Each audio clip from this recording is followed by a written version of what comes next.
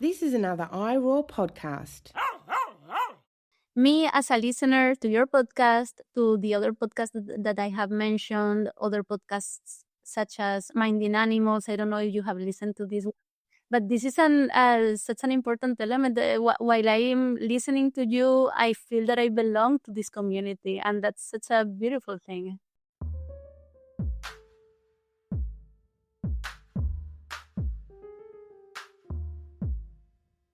Hello, everyone. Welcome back to The Animal Turn. After our mid-season break, we're right back into finishing Season 8, which is focused on animals and media. And today's episode is really, really, really special. It is the 100th episode of the Animal Turn podcast, which is just awesome. I started this podcast early in 2020 while I was undertaking my PhD. And I was trying to figure out the world of animal studies and just the numerous divergent and interesting and overlapping concepts that you come across. As you know, animal studies is kind of inherently and transdisciplinary. So you're kind of bombarded with concepts and ideas. And I started this podcast in my attempt to try and understand what was going on. And now, 5 years later, the podcast has 8 seasons, over 54,000 downloads. And it's been an absolute joy just speaking to people and learning from people. And if you're a regular listener to the show, you know that one of my core goals for the Animal Turn, that it is something that is interesting to listen to. I'm also really hoping that it becomes a pedagogical tool, something that makes itself known in academies and universities around the world, and that is mobilized in courses designed to understand a whole host of things, whether that's media or sound or law, that these conversations I have with experts make their way into educational spaces and expose more and more people to why we should be thinking about animals and why this is a significant and important avenue for scholarship. So it gives me great pleasure for today's episode to focus on podcasting. And you'll note that this episode also has a specific kind of slant towards thinking about podcasting and education, because all three of us have in some way used the podcast as a means of knowledge dissemination, as a tool of education, and as a means of kind of talking through and unpacking really complex ideas. So let me tell you about the guests who are joining me today. First up, there's María Carreras, who is a lecturer in strategic communication at Halmstad University in Sweden. She also teaches a course, Critical Animal Studies, Animals in Society, Culture and the Media at Lund University. María holds a PhD in communication from UPF Barcelona, where her dissertation focused on the communication strategies employed by dairy industry lobbies. Alongside her academic career, María has a professional background in public relations, journalism, translation, and graphic design. So she's a really wonderful, awesome person who I've met and who also helps us to understand how important it is to realize that these conversations are happening in numerous languages. I'm learning German and I'm realizing how difficult it is to speak across language barriers.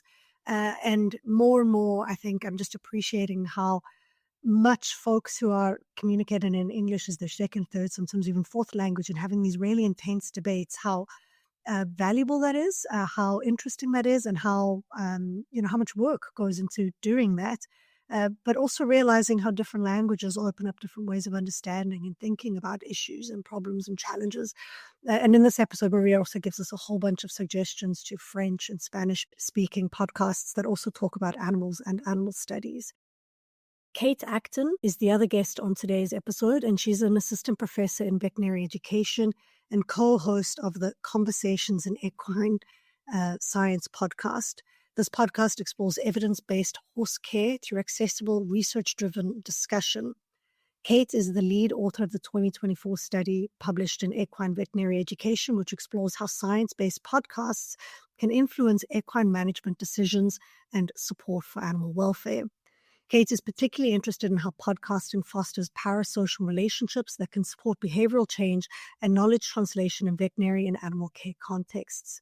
So Kate has a much more applied focus on the use of podcasting.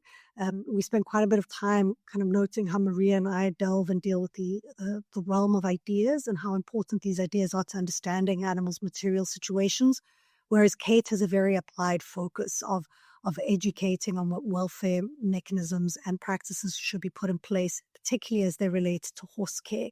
And I think the juxtaposition of three of us in having this conversation about podcasting and education shows, one, just how diverse you can engage in educational practices and activities, and two, how much more work there is to be done. You can be very, very broad and generalist, or you can be very niche and specific, as Kate is with her focus on horses. So there's a lot to be done out there in terms of generating podcast content, having these conversations, and sharing knowledge, right? So it was a wonderful conversation. Perhaps we didn't go as, I think, theoretically in depth and dense in terms of the power of podcasting and the scholarship that's been done on podcasting as a tool itself. But we did reflect a great deal on our experiences as podcast hosts, and I hope that it's interesting to and for you. Hello, Maria and Kate. Welcome to the Animal Turn podcast. You're joining me on a very, very special episode. If I manage to play my cards right, this will be the 100th episode of the Animal Turn. And I think it's really cool that the 100th episode of the Animal Turn podcast is going to be talking about podcasting. So it's really great to have you both on the show. You're both experts in kind of media and animals, but in different ways. So I think we're going to have a good conversation today. So thank you so much for joining me. Why don't we get straight into it and learn a little bit about the both of you before we start diving into the relationship between podcasting and animals. Maria, why don't we start with you? Can you tell us a little bit about yourself and how you became interested in animals? Okay, so hi, Claudia and Kate, and everyone that is listening right now. Thank you for having me. It's such a pleasure and also such an honor to be in the number 100. Yeah, so I became interested in animal liberation more than, more than 20 years now. And actually, what sparked my transformation into becoming a vegan was actually a podcast, or not a podcast, but a radio program. A radio program about animal liberation that one of my best friends was doing there. She hosted this program at a local free autonomous radio station in my hometown there in the north of Spain. And when this happened, when you started thinking about animal liberation, was this the same time when you started to get interested in animals and media? Because I know that your area of research is looking at kind of critical media studies. How did those two intersect? Oh, yeah. Okay. So for that, more than 10 years had to pass. So years later, I became a vegan through my activism while living in Madrid, Spain. I connected with some people who had started a vegan book house, a vegan publishing house. And if I recall correctly, I think they knew that I was working as a freelance translator at the time.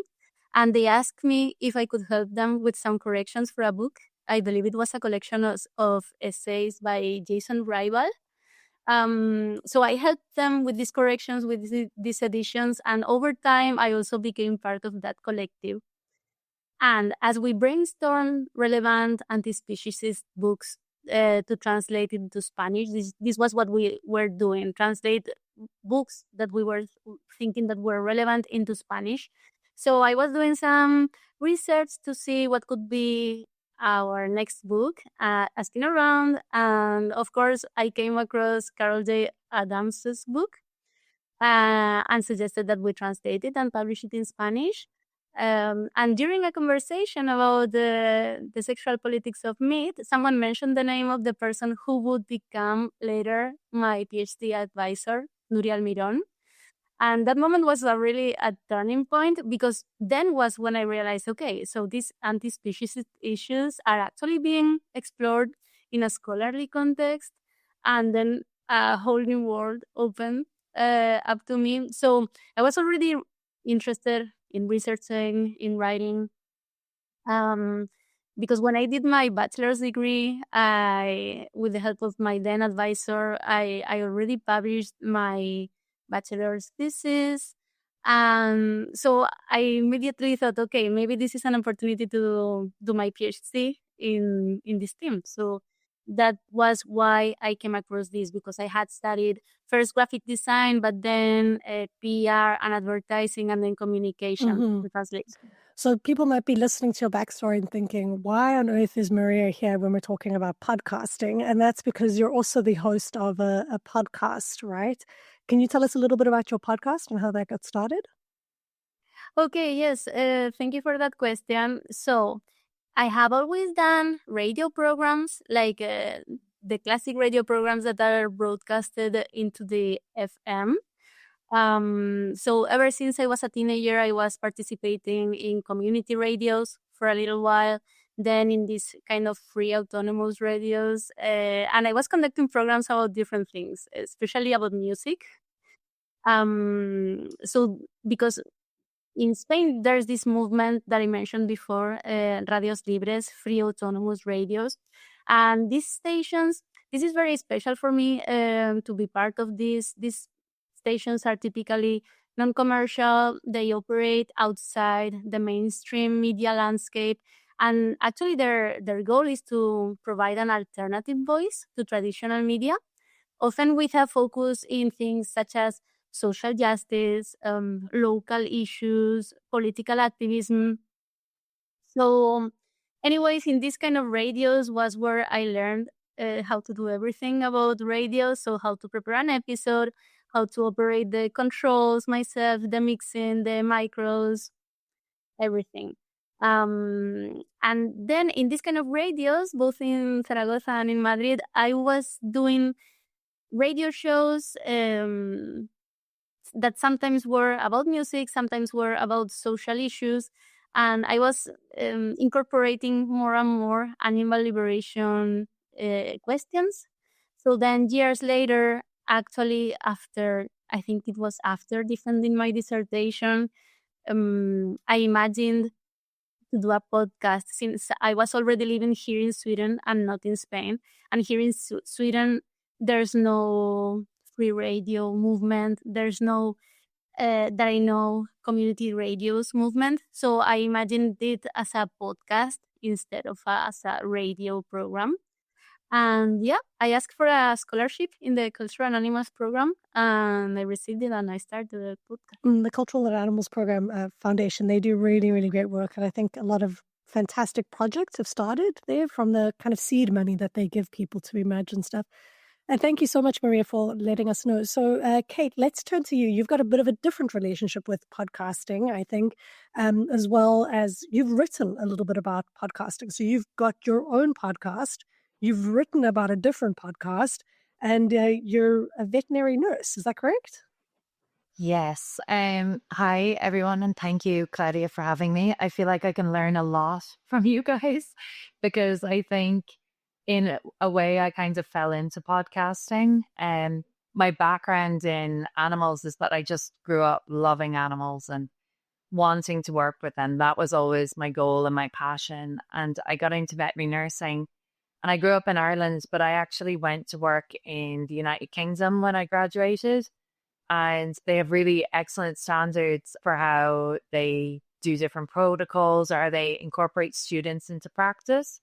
And we have great standards in Ireland too, but really in the UK, they seem to be paving the way for veterinary nurses. So initially I went there to work, and that's when I fell in love with teaching students. And in practice, there were a couple of things that kind of stood out to me that slowly led to this realization that it wasn't enough for the research to be done. We need to actually get it to the people that are going to use it. And my first experience of this was in a busy veterinary practice where we'd often get a lot of very stressed or aggressive cats coming in.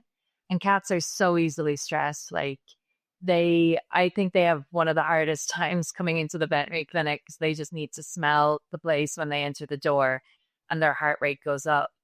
And I had read a paper about how we could give a medication to them that has little to no side effects, but would actually reduce this level of stress. And I went to the partners in the practice, and everything we do in veterinary is very evidence-based. And I was there with the evidence, but they were still kind of hesitant whether we should try this or not. And it just seems like it was a bit of a chance that I even came across this research. But once we implemented it, it had a massive impact on our patients. Like, we did start with one of the nurses' cats because they wanted to hedge their bets in implementing it. But the cats that came in were so much more relaxed, and it meant their welfare was massively improved.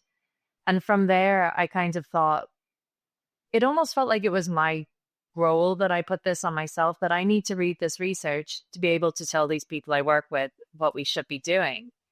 And I decided to do a master's in equine science because horses have always been a big love of mine. And that's where I actually met my co-host, Nancy McLean.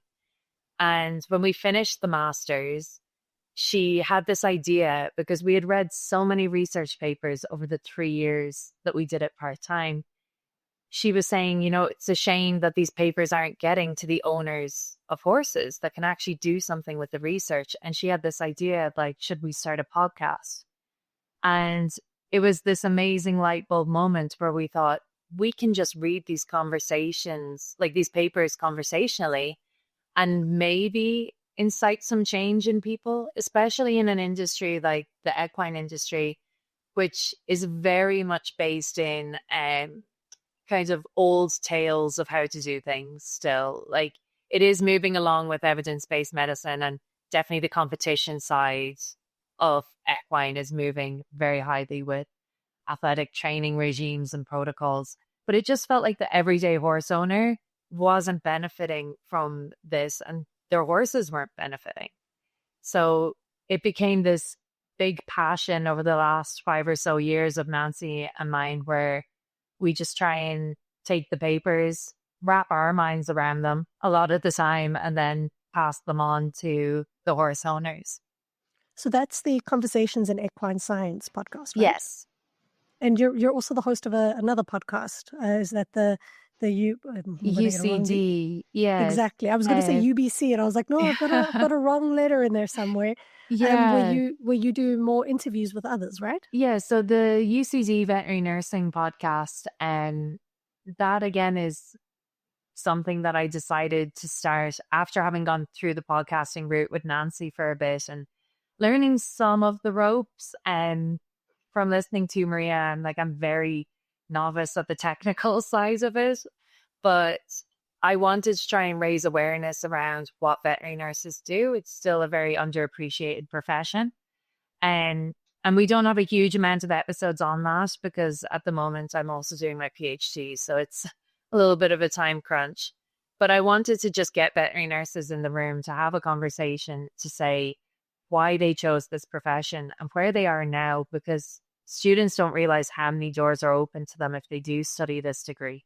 You might not be a veterinary nurse forever, but there are so many different industries that you can still make an impact on animal welfare and still carry out a core aspect of what you learned in veterinary nursing.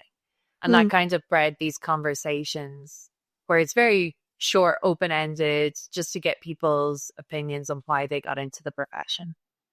Yeah, I've had a couple of veterinary ethicists on the show where we've spoken about, the ethics and some of the challenges with dealing with animals and animal welfare, and of course some of the issues that come up with regards to animals being property and how you navigate. Like, these are highly political, highly charged, and very difficult areas of conversation. But I know that you mentioned on one of your episodes that we tend to always focus on the vets, and we forget that there's actually a whole team of people behind veterinary practice, and veterinary nurses being one of them, who really facilitate and help animals in post-operative care, for example. So very interesting, and I enjoyed listening to your episodes. Now, Maria, I listened to yours as well, and I didn't do very well because yours are in Spanish, right? And this got me thinking a little bit about podcasting as a medium, because both of our shows are part of the iROAR network. So if listeners are unfamiliar with the iROAR network, you shouldn't be, because it's literally flagged at the beginning of every episode. But the iROAR network is a series of podcasts that kind of focus on animals in a variety of different ways. And if you look at the list of podcasts there, and I think podcasts in general, there's a lot of English content. But when it comes to animals, I think that there's not as much in the way of, maybe I'm wrong. what does the landscape look like when it comes to Spanish content and talking about animals? There's plenty of materials, actually. And the fact that I chose to do my podcast in Spanish is very, very purposefully done. So in Spanish speaking countries, there's a lot of great research and activism being done in the field of critical animal studies, but also related to veganism in general and so on. There's, for example, 3 specific scientific journals in Spanish. One that it's called Animal Ethics Review from U.P.L.E Barcelona. There's the Revista Latinoamericana de Estudios Críticos Animales. So the Latin American Journal for Critical Animal Studies. There's also a journal in the University of Chile specified in animal law. So yeah, in Spanish-speaking countries, I was observing that it exists a great deal of high-quality research. And at the same time, there's a great deal of high-quality militant and activist work for the other animals. And this has been going on for decades.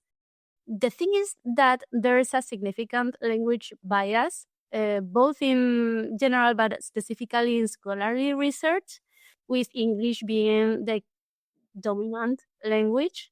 For example, a colleague of mine here we are in the north of the north here, and he once told me, look, Maria, all of the research that you have done in Spanish, everything that you have published in Spanish, including thousands of journalistic pieces, doesn't count here. It's like you had done zero. So yeah, there's this significant language bias in scholarly research, with English being the dominant language. And this creates challenges for researchers and for scholars from non-English speaking backgrounds. Many prestigious academic journals and conferences operate primarily in English, and publishing or doing things in other languages can sometimes limit the reach or perceived prestige of research. Also, it's this dominance, I think it can lead to a kind of a exclusion for those who are not fluent in English, for those of us who have accents coming from the global south. And it can reinforce inequalities in the academic world, in the world in general. But researchers from English-speaking countries often have clear advantage, not only in terms of language fluency and participation and being heard, but also in access to funding, networking, career opportunities, and so on. So for me, was very purposeful that I would be doing a podcast that tries to unite as speakers of Spanish at both sides of the Atlantic Ocean. And this has been, yes, really one of the goals of the podcast from the beginning. So one goal was to very humbly try to bridge these gaps between scholars and activists, also scholars and activists into a greater, less specialized audience, but also this gap between Spanish-speaking communities in different parts of the world. We are doing interesting things that sometimes get marginalized in the dominant English world. That's a really important point. What has the reception been to your respective podcasts? We'll talk, I think, in a moment, what is the significance of podcasting for animals?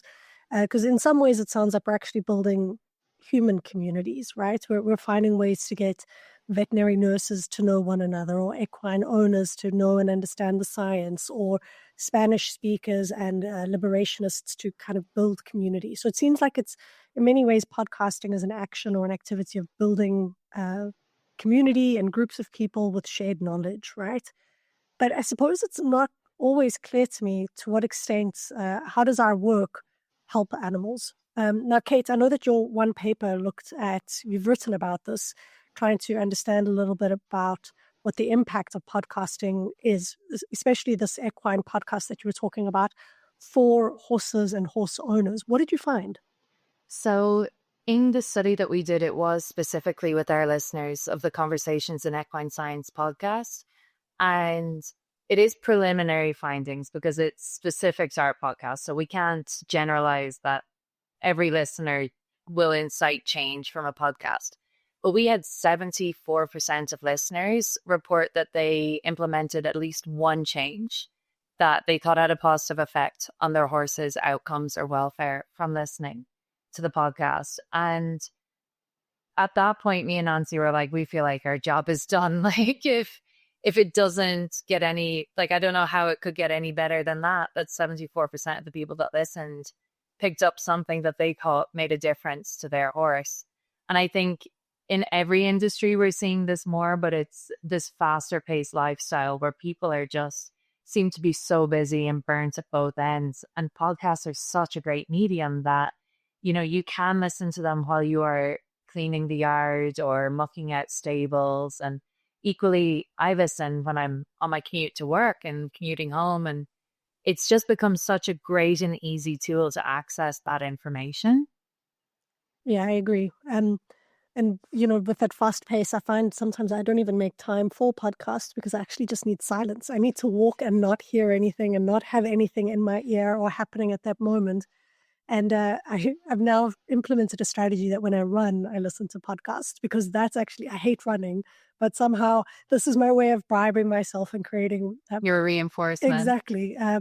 What kind of changes did you see people implementing? So, I mean, I think Maria and I operate more in the kind of ideas space where we're trying to think about political ideas or conceptual ideas. But I think yours as an animal welfare podcast is perhaps dealing with, in many ways, pragmatic or practical day-to-day steps that you're asking people to do with their horses. Could you give me some examples?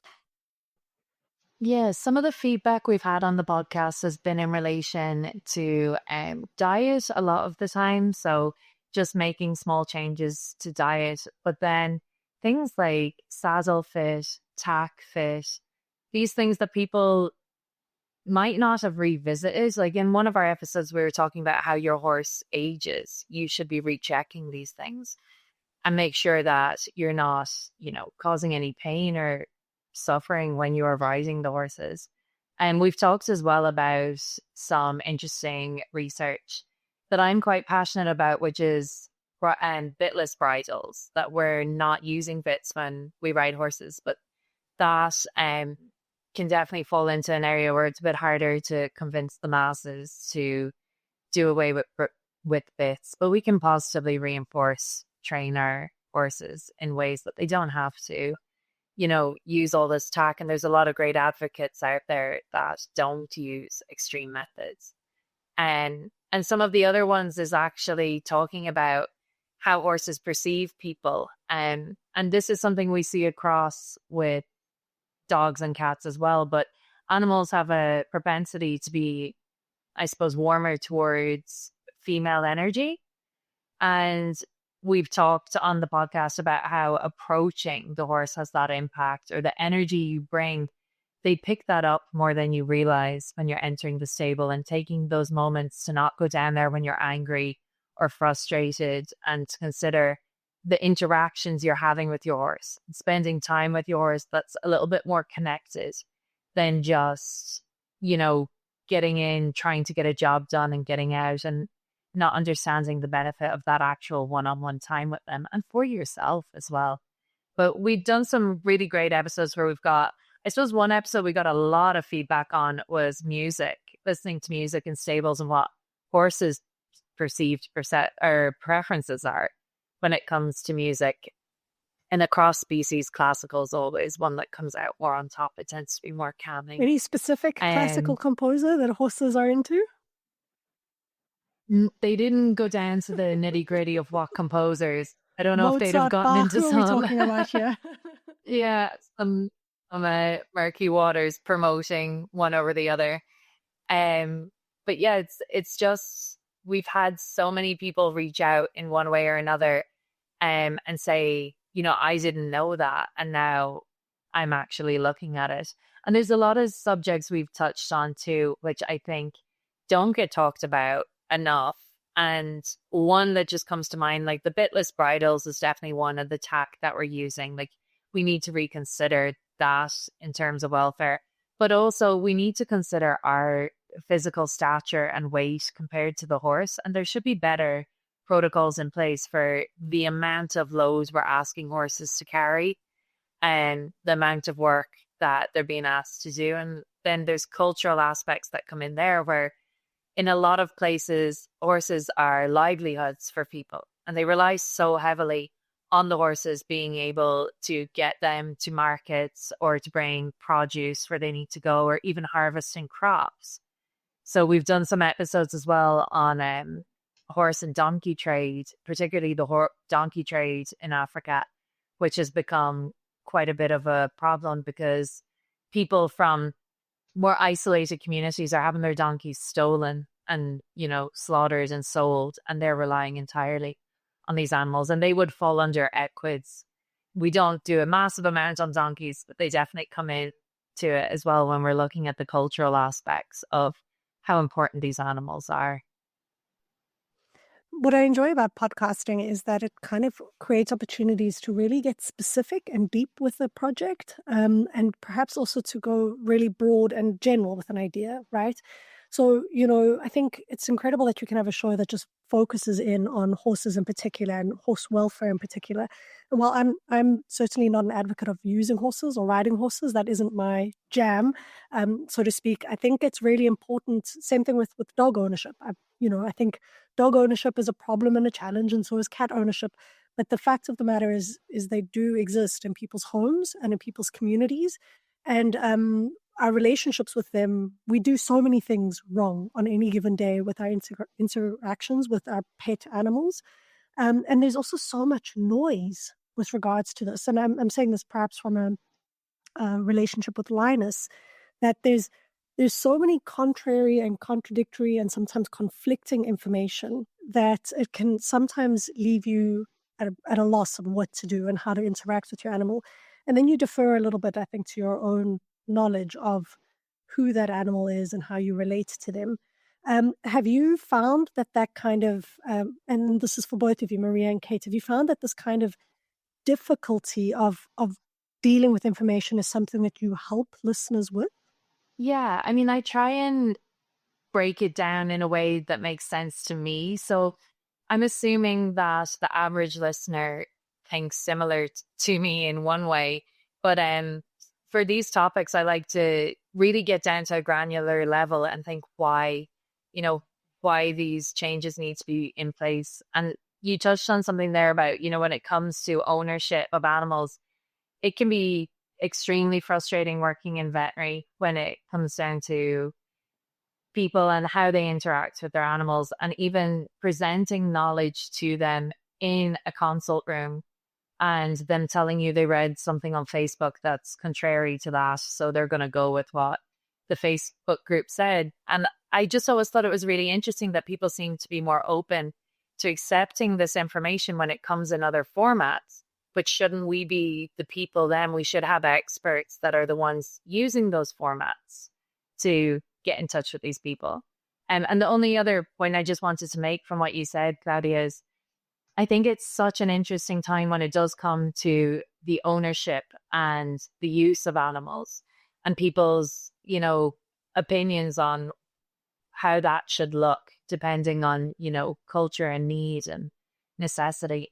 But at the very baseline, our ethos is that owning an animal at the very basic level is an absolute privilege. It's not your right.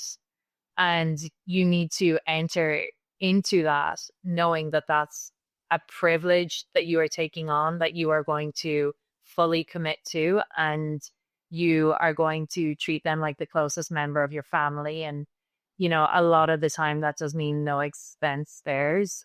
Having a 12-year-old dog, I definitely know what that feels like at this stage. But that you have to have all these things in place like you would or you should in having a family or, taking on any massive commitment. And I think sometimes it's just a little bit too easy to become an owner, and definitely seeing that with exotic species as well. It's probably a little bit more to a side note, but it's just one of those things for me that I think you should be trying to continually educate yourself to improve as best you can, because you can't speak with your animal in the same way that you speak to a human. You need to learn their behavior, and you need to learn their cues, and you need to react appropriately to support that. And I just think this is one way we can get across. That's such a valuable point in a season where we're talking about animals and media, because I think media, in many ways, popular media and popular communication sells us some ideas about animals, the ways in which we should interact with horses. And you get Black Beauty and you think, oh, okay, this is the way that I should interact with a horse. And you watch All Dogs Go to Heaven, a movie that still makes me cry to this day. And I'm showing my age. One of my favorites. But you create these imaginaries and these ideas about how we should or should not interact with specific animals. And sometimes we're not doing our due diligence and our responsibility. And I think, you say privilege. I often talk about responsibility, that if you're bringing an animal into your home, we shouldn't own them. But the fact of the matter is, most countries in the world, if you have a pet, they are your property. And I think you have a responsibility, not to them as property, but as beings who are living a full life, and you literally dictate everything about their lives. So I think the more we can do to think about, even if people don't always agree with your opinion, if you are facilitating some sort of reflection or thought about the interaction with the animals, I think that's far better than what many people do, is they just have animals without ever really giving them considered thought. They just kind of exist there as part of their lives, but the animals and what their needs are often just background noise. And Maria, you deal with a lot more, I think, conceptual and political ideas. And I think the impact of Kate's podcast is quite clear in terms of, here's something you can do, and people implement it and they can see changes in their animals' lives. I imagine for you, like for me, it's sometimes a bit more difficult to see the impact of your podcast. Do you feel that way?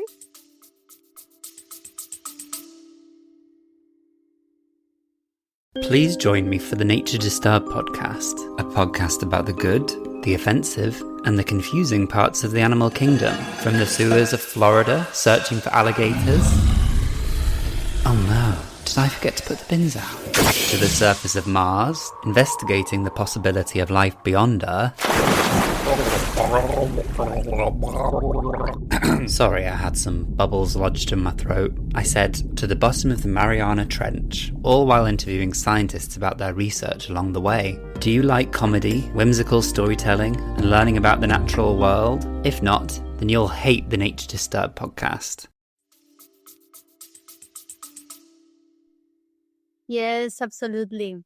Going back to the question of the purpose, for me, the purpose of the podcast was to break down knowledge that it's quite complex in more digestible pieces that people that maybe is not used to read scholarly research could understand and implement in their lives and into their activism. And about the impact that you are asking about now, I think methodologically speaking is really challenging to measure the actual impact of our individual podcasts. However, I'm sure that they still have a lot of potential. And Kate touched upon something when she mentioned about people who is listening more to what they see on Facebook than what is scientifically proven. And I think podcasts are really niche. And here you can see how people is deciding to listen certain people that maybe they look as their peers. I think we tend to listen more to what people that we consider our peers say. I know, for example, if I think about my students, sometimes they listen more to each other about what they should do for a exercise than they listen to us teachers. I think this happens in the same way with podcasts. I think they have a lot of potential as a communication tool. And I think that you always get to impact a specific group that only you maybe can access, or someone like you can access. So it depends on how it's done. But I think each of our different podcasts reaches different audiences. That is such a fantastic thing to have such specific target audiences. Yeah, and I mean, while it's much more difficult to perhaps measure, I think the impact of podcasts that deal with ideas, and not to say that Kate, yours is not dealing with ideas as well. I think just that in some ways you've got some more like measurable, tangible things. But I think, and at least on the animal tone, we're often talking about day-to-day interactions or day-to-day thoughts and ideas, and some of our own thoughts and ideas that need to be challenged, things we take for granted. So I think it's peer-to-peer is important in some ways, but I think podcasting, there's a trust element there. You're in someone's ear for 30 minutes to an hour and a half, and people are coming back again and again, and you're developing a rapport and relationship with people who start to, I think, trust your views, don't necessarily always agree with your views, but trust that you've done your due diligence in terms of your thinking. And a lot of responsibility, I think, comes with that. And I don't know, like when I listen to podcasts, there's an authenticity element to it. You get some podcasts that are very hyper produced and stuff, and I'm not too sure how much of that person I'm hearing versus the kind of production element. But then you have others where it's a conversation, and I feel like, wow, I'm really getting to know this person and their views. I know I've had several emails from students in the masters and PhD programs just emailing and saying like, thank you. This has been so helpful because animal studies is ginormous and it's huge and it's intimidating. And for many people entering animal studies, they've never been in animal studies before. They're coming from sociology or veterinary science, and they're trying to think about these political and ethical problems. And hearing people speak plainly about it, I think really helps. It works like you did with your equine podcast, Kate and Maria, like we do with our work. It works in tandem with academia and education. And I think it enhances that work that's being done, which is really important. So do you guys have any other thoughts about the impact or the relationship between animals and podcasting? Maybe things that we're doing well or things that could be improved? Yeah, for me, it's all about, it depends about how they are used, but also like podcasts are one communication tool. I am a big fan of using every tool that we can reach to in order to transmit messages about animal liberation and about total liberation in general. So I think that's great. You've written a lot about strategic communication. So, like, can you tell us what is strategic communication? And I mean, would you view podcasting as like, is it a medium, strategic communication, or is it a tactic that's used in media? So strategic communication is the communication that one does with a purpose. So to aim to do something, to accomplish something with the communication. So in this sense, of course, our podcasting is totally strategic communication and activist communication. Mm-hmm. And you used this to think a bit about the dairy industry, didn't you?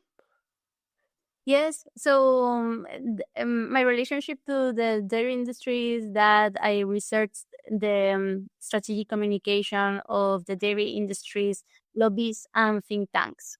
Do you guys have any examples of podcasts that you think listeners should listen to if they're interested in animals? And particularly even in this, we haven't really touched on it yet. So if you've got any thoughts about this, the kind of connection between species, race, and animals, it's something that's come up throughout the season. So if you've got any thoughts on that or any kind of suggestions on podcasts that people could listen to in thinking through these ideas, that would be great. Just in relation to the species, race, and how podcasting ties in with animals, I think what's important for me is to try and have some diversity in who's representing the animals in the podcast. So it's not just about a blanket telling their story, but from what perspective is that coming from? And that's something Nancy and I touch on, and we bring it up quite a bit because Nancy has a very different equine background to me. She grew up, with horses that were used for racing, and she was very involved in the race industry in America. And now she has retired racehorses on a farm. So she's basically giving them the best life that they can have now. And I grew up doing very much like pony club centered horse riding, but very much, I wouldn't say I shied away from it because I loved going to be around the horses, but I very much struggled growing up with the competition side and kind of the attitude around how you had to be tough to be around horses, because that just wasn't in my nature as a kid and isn't in my nature now. And I now have, information to back up that you don't have to be that way. That was very much like, try and prove you're some kinds of cowboy. That is entirely unnecessary. Like, the horses will speak to you if you're calm to them. They don't need that kind of force.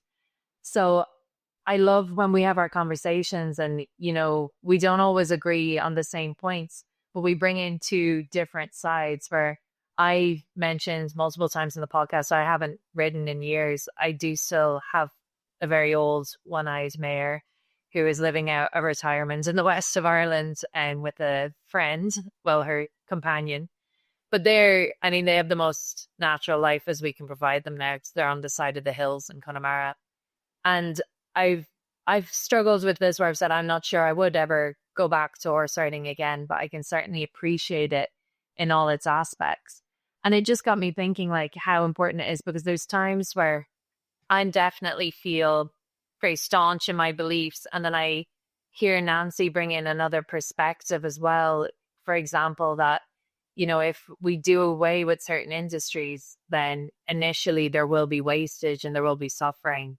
You can't just remove an industry. You have to have a plan in place for how to, support the animals that aren't going to be used in that industry, or you have an initial widespread suffering. And it's something that opened my eyes. And then when we looked at the papers, where we do look at countries where families can't survive without these animals, and also they do, to the best of their knowledge, treat them like a member of the family, because these animals are so highly valued in their being able to survive.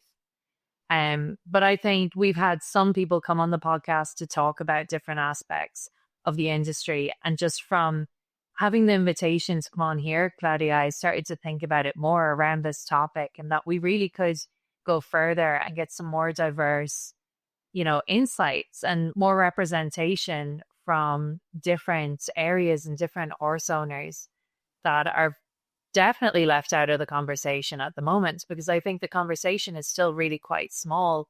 And when you're talking about like other animal podcasts, there are a lot of science-based ones that I would listen to, but there aren't, to me, like I'm often bombarded and flooded with algorithms of human podcasts and human science ones, and I end up interacting with them more, so I'm feeding that algorithm. But I don't think there's the same breadth that's out there to advocate for animals.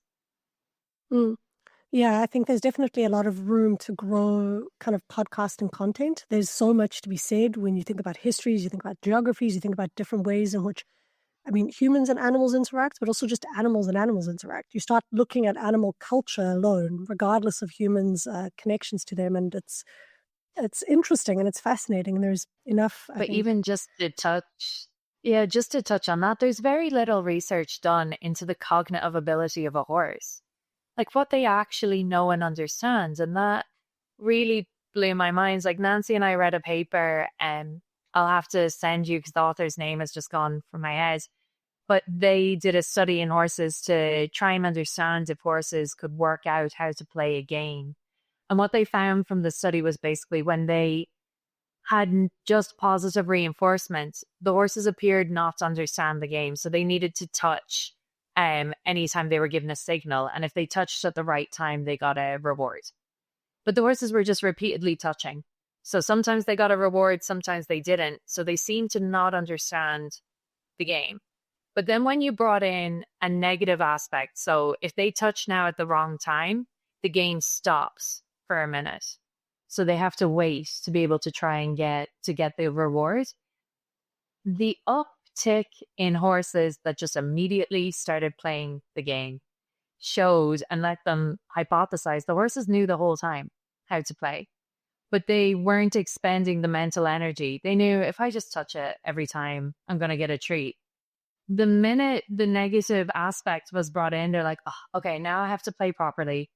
And they nailed it. I can relate to that so much. As someone who is inherently impatient when playing games, for someone else to take their turn, I'm like, just bloody hurry up. It's my turn. I'm like, I can relate. But I was like, how are we only figuring this out now? Because people who are around horses all the time, we're like, they're so smart. Like, they're really so intelligent. Why has that not been even delved into? It's remarkable when you think about, I think, the lack of knowledge that comes with domesticated animals in general. So I've recently finished a season on animals and health, and dogs featured prominently in this season. And this was a key thing, just how little we actually know about dogs.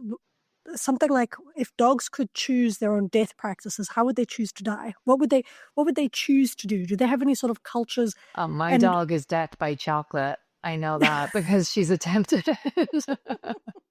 But I think it speaks to something, right? Like, there's a lot of research that's done in this utilitarian kind of avenue, or in agricultural sciences. How do we make agriculture more efficient, more productive? There's a lot of really interesting veterinary science research that's kind of thinking about welfare questions, but perhaps not a lot when it comes to domesticated animals, that's just interested in them for their own cultures and their own practices and their own ways of thinking. How can you provide enrichment to a species when you haven't studied what their needs and wants are? I just find it so fascinating. And I mean, it becomes a harrowing thing when you do look into meat industries and dairy industries and the cognitive abilities of these animals that are kept in, the tiniest spaces that you could only term as prisons. And we just don't seem to connect that. We're just, a lot of the time, even as you said with dogs, we're assuming like, well, they seem to enjoy this, and it might be true, but we're not really delving into what their needs are at the actual basis of it. And even the hierarchy that we use, like the 5 freedoms and the Maslow's hierarchy of needs that we try and ascertain to animals, these are so old and outdated, and there's been nothing in recent years to kind of revamp these structures that we're still teaching to students as like the basis of understanding animal welfare. And I would say at this point, they're definitely falling short. It's not enough. I think there's definitely room for science-based students, and I'm talking about students in biology and veterinary sciences and agricultural sciences, I think, to engage with some of the questions that have been emerging in politics, in sociology and anthropology, because those questions are being asked in these areas of study and research. And I think a lot of important insights have been made by ethnographers, for example, who go in that are not trained like a traditional ethologist, but they're going in with a view and an understanding of animals that's markedly different. And I think this speaks a little bit to your diversity, point there. There's thinking about diversity in a podcast in terms of race, in terms of color, in terms of languages, Maria, in terms of geographies, where the stuff is emanating from, but also in terms of disciplines and ideas. Like, we need to have a diverse range of ideas if we're going to talk through these really complex problems in a deep way. Maria, do you have any thoughts here?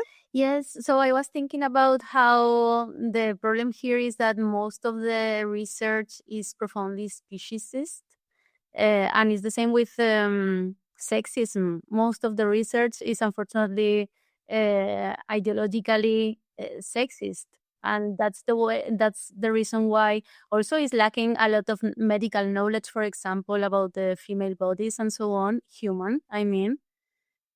so these deep harmful ideologies that are all over in academia, I think is the real problem. We are not looking into the animals and the animal welfare because of their sake. It's just we want them to produce more, to produce faster, and so on. Can you unpack a little bit more for me what you mean by that when you say it's ideologically speciesist? Like, what does that really mean? Can you help? Yes. Help me understand. So I'm thinking here about how the majority of research being done related to animals it's done related to the reproduction of animals and to get the animals produce more for humans, produce more faster for us, produce more for us. Also, I haven't done this research exercise, but I guess if you look at the founding opportunities, there's many more founders that are speciesist, and there's a lot of founding coming from speciesist industries that are the exploiters of animals, for example. I'm with you. Yep. Oh, by the way, sorry, you were asking about what podcasts do we listen to. Yeah. Go ahead. I am a big fan of a lot of podcasts, and for example, if you understand Spanish, there's a podcast that is called Derechos y Animales. So it's about the law and animals, and this is a podcast that an amazing anti-species journalist does. She's called Lucia Arana. And she's doing this podcast about law and animals. So if you want to practice your Spanish at the same time and that you get to know more about laws and animals, you can listen to her. Also, she has an amazing voice. So that's a plus. Then if you understand French, there's an amazing program that it's called Commun dans l'eau. So translated into English is like a fish in the water, I guess. And he does amazing interviews. I have listened there to really interesting people talking there. For example, I remember an interview with Alice Di Concetto, and she explains in a really complete way all that you have to know about Brussels and Europe and what's been done for the animals in a European context. Then, for example, I also listen to a podcast that is really grassroots based. It's also in Spanish. It's called Lluvia con Truenos. So yeah, here's some recommendations. I listen to a lot of more, but right now those are the three. Fantastic. Kate, any recommendations from you? I was just trying to pick my brain while you were going through them there. In the last year, and I have been majority of the time listening to education podcasts because I'm doing a PhD in medical education. So I've been a little bit out of the loop. And then when I have some spare time to listen to other podcasts, it tends to be about human research on, improving outcomes as I study. So it's like an aside to how to improve the information I'm taking in from the other podcasts. But I'll have a think back to some of the ones I was listening to before, and I can send them through. No worries. I think what's interesting is you say that you're doing a PhD in education and you're listening to podcasts about education. But I think what the three of us have spoken about today in terms of our podcasts and the work that our podcasts do is education, right? Like we're not doing that kind of traditional teacher-student relationship. We're doing knowledge dissemination. We're sharing ideas of others. We're mobilizing those ideas of others. Whether we agree or disagree with them, we think those conversations are important to have. And I think that podcasts, at least for me, this has always been my hope with the Animal Turn, is that it functions as a pedagogical tool, that it's something that can be used in the classroom, that it's something that can be used to make ideas, like you said earlier, Maria, ideas more comprehensible. How do we make what seems really complicated and messy and sometimes something people don't want to talk about accessible without making it seem simple? Do you know what I mean? Like none of our topics are simple topics, but they do still need to be accessible so that people feel the ability to enter and be part of the conversation. So I hope that podcasting will make an appearance in your PhD on education as a very important pedagogical tool. Just another thing, to throw into your PhD, because PhDs are super easy to do. Technology is in it. So the use of technology to promote educational skills is a very broad overview of what it is, but it plays a big role. And I think especially in these days, it's changing so fast, like how students process information, that it only makes sense that we start to change how we're teaching. Like, I think it's very much gone are the days where you stand up and you just talk for 3 hours and you think that students are going to passively absorb all that information and walk out an expert in that area. Like, we just know now it's not possible, but students always really appreciate it as well when you can link them to something like this, because sometimes they just need the mental break from, even like if it's the university they're in. Like sometimes they just need to source the information somewhere else and feel like it's slightly disconnected to their studying, and that way they can enjoy it a little bit more. So I've had a couple students say where it just feels like it's not entirely work when they do it. And it's the same thing when we have students that follow like informative accounts on Instagram or Facebook. And that way that they're still, you know, having their social media time, whether it's something they enjoy doing or not, or whether they promote that, but it means they're also getting proper information in that way too. So we kind of highlight them towards even Instagram accounts or Twitter feeds to follow or Facebook accounts that they can follow, where we know that the information is properly sourced and that can help inform It's them. so tricky because, I mean, as someone who's a feminist, I definitely know that the personal is political for sure. But I also find this kind of blending of work and personal is just becoming more and more kind of pervasive. And I see this in myself as well, that the capacity to just relax and do something fun without a productive element tied to it has just become a real problem. So I resonate with what you said there, that your students are saying that like I can enjoy this thing because I'm somehow still being productive. And I think this is a much bigger issue with regards to I suppose capitalism and just productive frameworks, but that we really struggle, many of us, I think, to just relax and enjoy something for enjoyment's sake, and just because we find it interesting, for no other reason than I want to listen to this. Somehow, even when I'm procrastinating from one task, I'm procrastinating by doing another task, because then I'm like, oh, look at all these things I got done. Like somehow I'm still productive. And yeah, I don't know. I don't know if this is like a product of the PhD as well, but this really, I'm having to like try to unlearn this productive mentality. Yeah, you're doing a PhD, Maria, you've done a PhD, and I don't know, you were both nodding while I was talking. So I'm guessing you feel the same. I think this is the most cleaning and baking I've ever done and planting. I got big into planting because it's like you said, just something where I can step away but feel like I've achieved something. And if I look back on the last 2 years, because I'm in the end stages of my second year now, I would say there's very little times I've sat quietly. You know, it's almost like an expectation for you to be thinking the whole time and working on something the whole time. And I think it's very difficult to turn that off. If you guys figure out how, and you can let me know by the time I get to the end of mine, I'd appreciate it. For me, it was slightly different because what I was doing my PhD, the PhD was really a project on the side, and I considered it as my activism, but still I had to work 9 hours a day in a completely different thing to just support myself. So for me, it was really different. The work that I did 9 to 5 had nothing to do with animals or with the dairy industry that I was researching for my PhD. So yeah, do with plants, and I was training a lot. I was competing in Olympic weightlifting. What? Amazing. Just to do something completely different. What? I just like randomly throwing it that you're an Olympic weightlifter. Wait, hang on. Within an Olympic weightlifting, like the discipline, not an Olympic level. Wow. So very impressive. I know. I can barely like lift a bag of rice. So like this is I'm gonna blame my PhD again. It's an easy blame. Sorry, Maria, you were saying?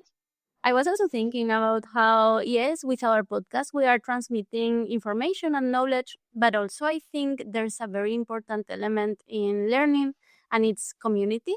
We don't learn individually. We are socialized into some knowledge. And you, Claudia, were mentioning before this element of being in the ear of someone. I think there's an element of intimacy there. So there's a lot of potential for community building. And I think community building is the most important thing in our lives. Building community with all kinds of animals, being in communities, learning in community, and developing ourselves with others. And I think this was one of the draws of social media originally. And obviously a lot of people talking about the toxic elements of social media nowadays. But I think originally it was just this idea that folks realized they were not alone, right? And in some ways, I think podcasting does this. I was one of the only people in my department that was studying animal studies, and I was new to animal studies when I started the podcast. And I was like, okay, well, I'm gonna do this, and why not have conversations with people that actually know what the hell they're doing? So I went ahead and I recorded them, and my listeners in many ways have been part of the journey, right? So almost through my whole PhD, now post PhD. So in some ways, the podcast is my story as well, but it was me learning and having the openness to say, oh, like, I actually have no idea what you guys are talking about here right now, in some ways, I think I was building my own virtual community, just connecting with scholars and thinkers, and having this amazing. I mean, something we haven't spoken about here is just the opportunity to just talk to incredible people that are doing, like we were speaking about our productive lives and trying to find time to do stuff. This podcast, and trust me, my supervisors were like, maybe you should put the podcast on the back burner for a little bit and post there. I've been unemployed. And we'd be like, maybe you should just not focus on the podcast and leave. And throughout, I've said, no, I have to. This is the thing. Like, I'm compelled to keep this podcast going. And I think in some ways it's my virtual community. Even if I'm not directly with those people, I feel like I'm connecting to and contributing to a much bigger swell of thoughts and ideas. And that feels important and significant. Maybe this is all a narcissistic ploy, I don't know. But on the other end, I think the listeners are also like, oh, wow, here's someone who's on the journey as well. And here's someone who's been through their PhD. And here are many other scholars or ideas or people that are engaging in nursing or engaging in activism or engaging in a PhD. I'm not alone, right? There are others that have done this, and it's doable and it's possible. And I think that's the more people that are thinking about animals and talking about animals and studying animals and debating and arguing about animals, the better, I think. Absolutely. Me, as a listener to your podcast, to the other podcasts that I have mentioned, other podcasts such as Minding Animals, I don't know if you have listened to this, but this is such an important element. While I am listening to you, I feel that I belong to this community, and that's such a beautiful thing. Really lovely space to put it there. Why don't we switch to the quotes now, guys? I'm curious to see what you got ready for the quotes. So I guess for my one, this was the premise of our paper and the driving force behind our podcast. So the quote that I have is from the paper, and it says, science podcasts can help horse owners to be aware and understand the latest research trends and advancements in equine health, behavior, and management, and thus enabling them to make more informed decisions when it comes to their horse's welfare. And even through, I suppose, my teaching, because I teach veterinary nurses now, welfare has just always been a very big driving force for me. And I think it's something, as I've mentioned, is not always entirely achievable in veterinary practice. But it's been one of those things that I'm trying to get across the passion to the students, that it's about not just survive. We want our patients to thrive. And for them to be able to do that, we need to encompass a holistic approach to the whole patient and try and give the owners as much education as possible, because that's a really huge part of the veterinary nurse's role and always has been, is being that connector between the owner and the practice. And I think just, I suppose, to give another side to how we don't always see the impacts on welfare from every point of view. But what I try and get across to our students is a lot of our students will come into veterinary because they love animals and they're so passionate about animals, and they may not be big fans of people. So soft skills can be quite difficult to develop. And in first year, I always explain to them, similarly to having to learn how to suture or to do a tangible skill, you need to learn how to communicate with an owner. Because if you don't learn how to create a community of trust for your veterinary clients, the clients will not reach out to you when there's a problem, or they'll feel shame of not understanding something. And then the animal is going to suffer. And you play a role in creating that open environment where discussions can happen where owners can come forward with ideas and you help guide them in a way that means the animal's going to get the best care. So throughout, I suppose, all of my work now and my podcast endeavors, it's to just try and get across that we can make real impacts in animals' lives through ways that we might not even perceive. And it can be down to as simple as having good telephone skills. Receptionists are unsung heroes in veterinary practices. Like they are incredible when it comes to helping clients and supporting clients.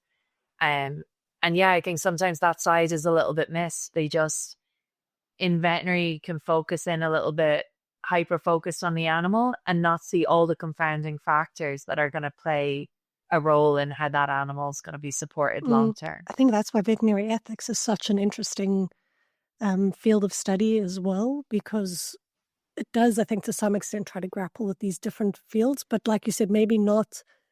And all of us, I think every profession is finding that it's having to do more than what it was previously defined. Even as academics now, you no longer just do research, right? Like this ideal of an academic sitting doing research and lecturing every now and then is not what it is. As an academic, you need to do research, you need to be a good communicator, you need to do knowledge dissemination, you need to write blog posts and be on videos, and I don't know, like there's just so much you need to, and teach and grade and blah, blah, blah, blah, blah. And I think that what I'm seeing is so many jobs are requiring these kinds of skills. And the ability to speak and to communicate clearly, especially when the needs of someone else is in place, is, like you said, really so important. Kate, I did actually want to ask you, earlier on you said that you no longer ride horses. What made you make that decision? I mean, my mare never appreciated it, and I was always quite aware of that. But for many years, I suppose the terminology around that would have been that she was moody, or narky is a term that's used quite often. Basically, like she doesn't have a friendly temperament. When you look back on it, she did not enjoy being ridden. It's just something that she never enjoyed. She didn't tolerate people pulling out of her or putting tack on her. And she was an activist for the other horses. I guess she stood up for herself time and time again, and she would not give in to even, I hate using some of this terminology like give in, because in the horse industry, the terminology needs to change greatly. The idea that we still say breaking horses is wild to me. But she never gave up hope that she would eventually not be ridden, is the way I see it. So when we took her out of the riding school, because we were keeping her in a riding school so she could be trained, because she was quite young when we got her. And she was 3 and she's now in her 20s. But when we took her out of there and she was in the fields behind our house, I just developed the closest relationship with her, where I just would go up and sit with her, or sometimes I would sit on her back, but not with any tack or anything like that. And she would tolerate that. And she really had a sweet nature. She's still very independent and like very stubborn if she doesn't want to do something. But to me, I don't see the need anymore to make her do those things. Like if she doesn't want to go somewhere, she doesn't have to. Like she doesn't like to go into horse trailers, so I'd walk her into the vet if she needs to go into the vet, or they call out to see her. I think it just really opened my eyes that there wasn't, and I know some horses can thrive in those situations, but there wasn't ever really a situation that I was in growing up, or that was my experience, where competing was something a horse looked happy doing. Or even when we were riding around the arena, that's never when I saw a so-called happy expression on their faces. That was seen when you let them go in the field at the end of the day. Like when you take the halter off them and they go neighing and running towards each other, and they start, having their community and co-grooming. And that's, if you really focus and you understand animal behavior, you see that that's their happiness. And I struggled more as the years went on to try and fit that into, I suppose, what I grew up with, which is horse riding. It was a huge part of my childhood. And so at the moment, I say I'm in this junction of I haven't ridden for years. I don't perceive that I'll ride again. But yeah, I don't feel solidified entirely just yet, because to me, I think there's a natural way that we can interact with horses. And for instance, with my mare, I haven't for a number of years since she lost her eye. But I used to be able to just sit up on her back and we would wander around the fields and spend time together that way. So I haven't totally ruled out that kind of ideology. But I have big issues with tack as a first stop. And I have big issues with the way horses are treated. And even, we have students that come from a horse background that still sadly have this ideology that they need to be tough with the horses that they're handling. And I just absolutely draw the line at that, because I teach horse handling as part of the veterinary nursing program, and they do have to learn how to restrain horses, but we don't teach like coercive restraints. And I always try and point out it's the same in dogs and cats. Like, you can't explain to them why you're restraining them. And if they're in that much fear, you need to consider a chemical restraint so that they're not in fear, that you're, not in any position where you're using force to hold an animal for a procedure.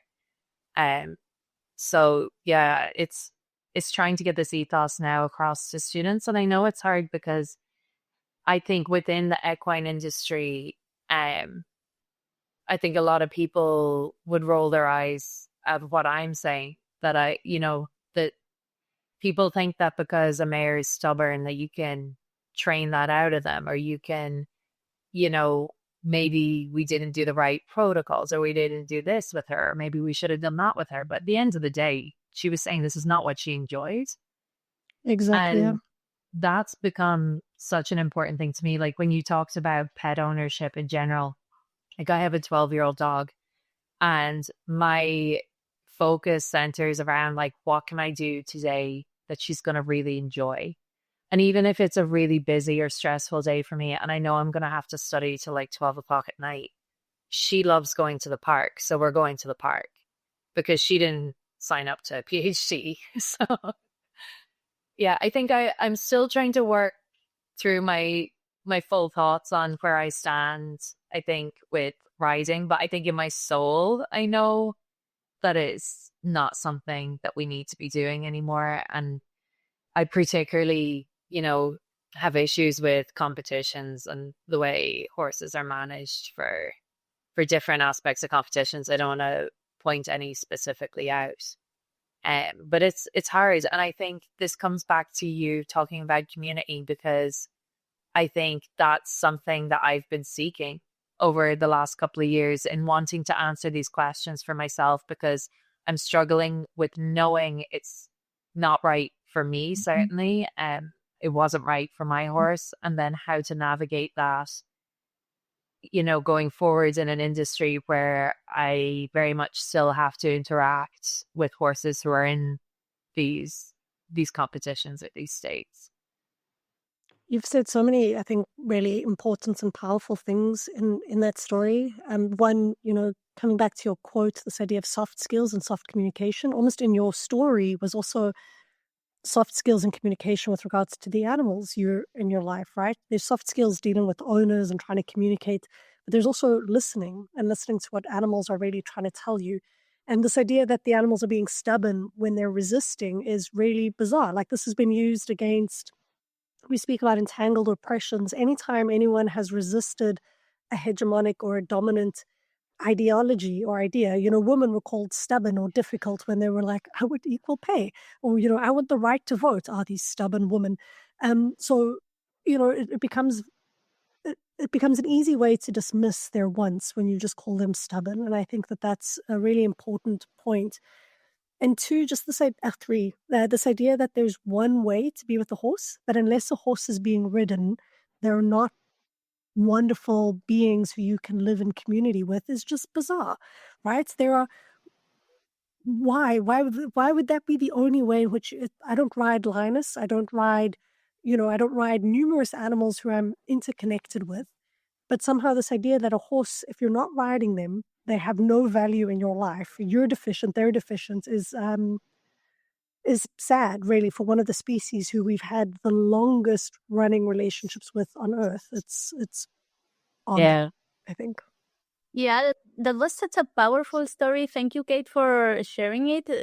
I think it's so interesting to see how you see what she wants to do, and also this thing that you mentioned, that it's remarkable how we use this word to break the horses. um, I'm very interested in the use of words, and I think in this case it's actually kind of positive that we use these specific words, because this is actually what is happening to them, right? We are breaking them. It's so horrible. Like, we are literally breaking their souls and their will. So at least we are not using an euphemism. Well, that's true. Yeah. We're being accurate about what we're Exactly. doing. The horrible thing is that we hear this and we don't connect. Like, wow, we are breaking a being that has willpower, that has desires, that doesn't want to have 50 kilos or 70 kilos of a person up in their back, because why would they? Kate, with you telling this story, you were acknowledging that this mare, this horse, has actually a voice. She's been speaking to you. The thing is that it took some time for you to understand what she was trying to say. And I actually found this quote in a text by Lauren Corman. I know she was a guest of yours, Claudia, a few years ago or a few months ago. Okay, and I know that she also used to host her own radio show, and the text is about voices, so it all feels really radio friendly here. So this text of Lauren Corman is called "The Ventriloquist's Burden: Animal Advocacy and the Problem of Speaking for Others." And I wanted to quote Patrice Jones as Corman cites them there. In this text, Corman is talking about how Patrice Jones critiques animal activists' use of voice, and how Jones questions this language that is superficially appearing as a benevolent, but in a deeper sense, it's pointing to both latent arrogance and some kind of paternalism that needs to be challenged. So Patrice Jones, quoted by Lauren Corman, says this: "Of course, feminists would never tolerate men trying to run the movement against sexism. And could you imagine what would have happened if, when I was doing anti-racist work, I had run around saying, 'I am the voice of the black man'? There are no such natural checks on self-importance in the animal liberation movement. We have people running around claiming to be the voice of the voiceless, as if animals don't have voices of their own. That heroic attitude makes it easy to assume that you know what's best for the animals without stopping to wonder what they might say if you ask them and were able to understand their answers." So this was the quote. Always when I listen to Patrice Jones from Vine Sanctuary, I have had the opportunity to listen to them speak about non-human animals who live in this Vine Sanctuary. And Patrice Jones talks about their agency, their individuality, their personalities, but also the lessons that the humans in the sanctuary are learning from the from the hens, the different animals. And it makes me want to imagine what it would look like to truly center those voices in a podcast format, not just speaking about the other animals, but maybe finding creative ways, respectful ways to make space actually for them in our podcasts. So this was the quote about voices, animal voices. I love the juxtaposition of the story, Kate, your quotes, and Maria, because they speak really well to one another.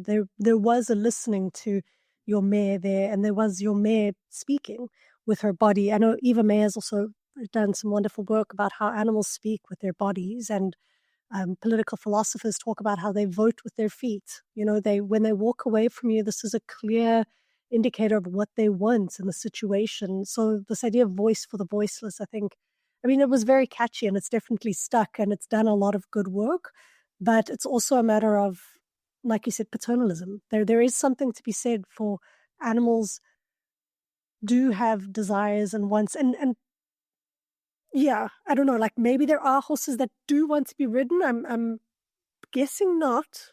Something tells me probably not. This is something that they've been trained or rewarded to do.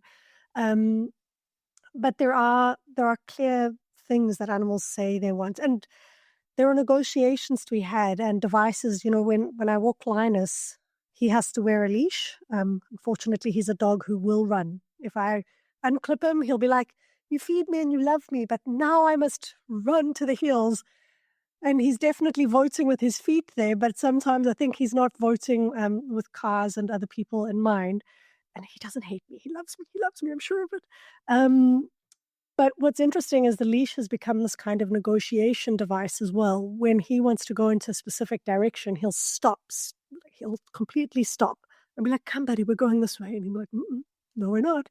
And then I'll have to go and stand next to him and I'll orientate my body. So let's say we're at a 4-way intersection and I'll orientate my body at different directions. And then the moment I'm facing the direction he wants to go, then he starts walking again. So he's realized that I'm responsive to what he's trying to say in that situation. Not always. Sometimes he does have to go the way I'm going. But we've figured out a way to talk, a way to use our bodies to communicate, which I think is quite remarkable if you're open to listening to it. Yeah, thank you. That's a really great quote. Patrice does Vine Sanctuary is a wonderful and beautiful place. Yeah, that's just really stood out to me, Maria, because we always say the nurses are the advocate for the patient in practice and that you need to advocate for your patient. And I never thought about it from the point of view, because it is a rhetoric. And among people, I've said it, I'm sure, and among people I work with, where we would say we need to be their voice, even though all along I'm knowing that they're telling me. So it's not that we need to be their voice. They are able to speak. We need to highlight to people how to read that. So maybe we're the translators in the intermediate, but it's actually educating people on how to understand animals and understand what they're asking. And I love that they vote with their feet. I'm going to definitely tell my students that. And just on the point of, even down to the point of walking dogs, what I try and tell my students is you're taking for granted some concepts of restraints that we use with animals. Like dogs have always been walked on collars and leads. So that is natural to you that they're put on a collar and a lead. But I was like, you need to educate an owner on how to use a collar and a lead, because we talk about the different types of coercive restraint techniques, and owners that, you know, in some countries it's not banned to have the prong collars. So like the collars that if the dog pulls, the prongs will stick into the neck to try and teach them not to pull, or even the choke chains. And I was explaining to my students that even a collar and a lead in the wrong hands can be a very coercive restraint to an animal. There's no, you know, simple black and white, just because this is something that we see every day. You see owners like drag their dogs down the street, and it's really awful to watch. So I really love that you highlighted that point, that you're responding to him and saying like, well, actually, this is the way we're going to go, and that he's picking up your cues, and it's a conversation between you versus you saying like, no, we're going this way, like I'm in charge. Because again, that comes into animals a lot, and I'm sure both of you come up against this a lot, but this alpha mentality that you need to be the pack leader and all these terms that it's like, well, that doesn't have to happen in a house. You just need to have a conversation and an understanding, and you can very much positively train boundaries. You know, it doesn't have to be something. I mean, I will negative. be honest. I also fall into this trap sometimes of using, you know, my relationship with pet keeping has changed a lot since having Linus, and I think in many ways I view it increasingly problematic. It's almost tyranny in some ways, where the scope of his decision making and his what he wants to do is so defined by my desires and my wants and my moods.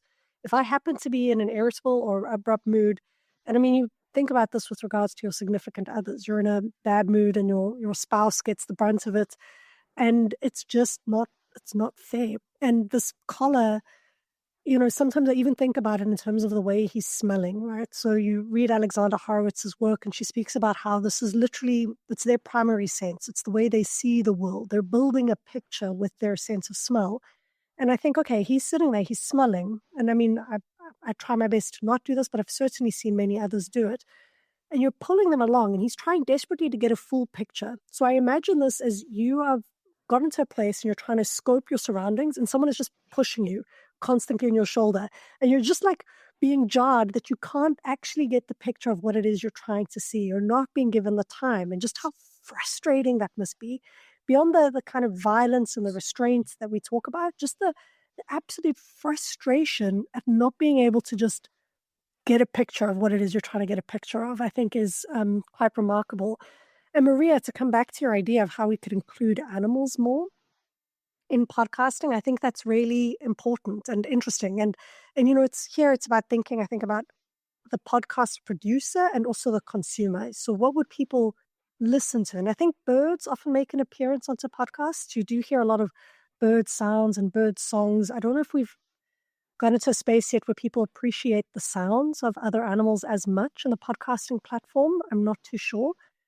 But there are perhaps ways we can foreground them. So I know the Animal Highlight is a spin-off of the Animal Turn, where I try to it's been interesting because I work with other scholars and I say to them, listen, you're talking about the animal, but you're not allowed to talk about the human's view of the animal. You need to really try and focus on why the animal is awesome and what's important here for the animal and the animal's interests.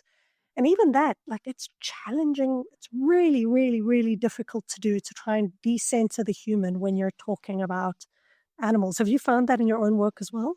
Yes, I have reflected a little bit about this, and when I was doing my PhD on the dairy industry's strategic communication, then I took some time to really research on cows and how are they, what do they like, would they rather be doing instead of being impregnated each year and so on. So yeah, I think when you are studying other animals' issues, even if you are studying the industries that exploit them, I think it's the right thing to do to try to get more information about the individuals. Of course, you cannot get to know them individually, but at least get to know a little bit more about their species and so on. It would be interesting. Yeah, I think that's really important. You meet a lot of people that are doing work on cats or koalas and they focus on the economy and they focus on a whole bunch of really important aspects, but they don't really, somehow they forget to see the animals, and we need to really make sure that we see them. Why don't we wrap things up here a little bit? Thank you so much for your time today. Before we close, could you tell me a little bit about what you're working on now? And then if people want to learn more about your work or about your podcast, where can they go to find more? So if you're looking for more information in relation to what I'm up to, probably LinkedIn is the best way to follow me. So it's just Kate Acton on LinkedIn. And on the University College Dublin, where I work, I have a profile there as well. So my research interests are listed there for anyone that's looking to collaborate. But I am tied into research for the next 2 years. So at the moment, I'm working on education, and it's medical education, but with a view to focusing in on veterinary. I'm just in the first stages now where we're looking into educational strategies. But really the background to it is how to even the playing field for learners and essentially teach the techniques of so-called strong students to so-called weak students. And so everyone has the same opportunity for learning. So that's really the goal of my PhD. And then, yeah, I guess aside from that, just podcasting, if anyone would like to come on, if there's any veterinary nurses that would like to come on the veterinary nursing podcast, or anyone equine related that wants to reach out, then they can get me through LinkedIn. Wonderful. Do you also talk to people about horse history and different horse industries, or is it only really focused on horse welfare? Yeah, no, industries, different research areas, and we've done a couple of episodes where Nancy's gone through the history of the horse. So all areas related to equine, and equine science is just the main focus. Fantastic. Great. Thank you so much. Maria, how about you? So what I'm doing right now I'm teaching communication at Halmstad University, which is a university here in Sweden. But actually my contract is ending soon. So at the moment I'm mainly focusing on preparing postdoc applications and exploring other academic opportunities. Sometimes I still write for Spanish media, newspapers. That's why I am actually on a break for the podcast right now. My current research, which I pursue in my free time because I am hired to teach, follows two main lines, I can say. One is related to cats and the other one isn't. So related to critical animal studies, I am involved in several projects, researching about vegan journalism, also intersectionality, also communication and animals in the context of war. And the other line of research, which is totally unrelated to critical animal studies, is focusing on the teaching of strategic communication in higher education and also the marketing of the strategic communication programs. And if people want to follow me, I usually share my work on this kind of platforms, ResearchGate, academia.edu, I think it is. So feel free to follow me there. I'm also on Mastodon and on Blue Sky, so you can look for me there. Great. I'll put all those links in the show notes. But thank you, both of you, for joining me today on the show to speak about animals. I think we didn't really get to speaking about those intersections, kind of thinking through, but we spoke about a variety of intersections. We spoke about diversity, we spoke about language, we spoke about animals' voices, and their significance in podcasting, and perhaps what we can do in future. So thank you so much for joining me on the 100th, hopefully, if my editing all works out, the 100th episode of the show. Kate, good luck with your PhD. Maria, good luck with all the postdoc applications, and we'll be in touch again soon. Amazing. Thank you so much. Thank you both. It's a pleasure to share this time with you. Thank you to Kate and Maria for being wonderful guests and for sharing so generously of their experiences and thoughts with regards to podcasting. Thank you also to Animals in Philosophy, Politics and Law and Ethics for sponsoring this podcast, and the Pollination Project, the School of Modern Language, and the Ivan Allen College of Liberal Arts, as well as the School of Literature, Media and Communication at Georgia Tech University for sponsoring this season. The bed music was composed by Gordon Clark and the logo designed by Jeremy John. This episode was produced, hosted, and edited by myself.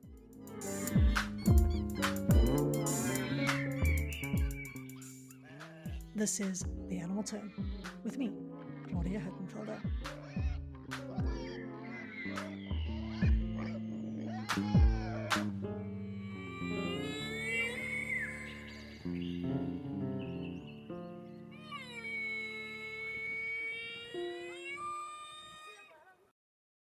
For more great iROAR podcasts, visit iROARpod.com. That's iROARpod.com.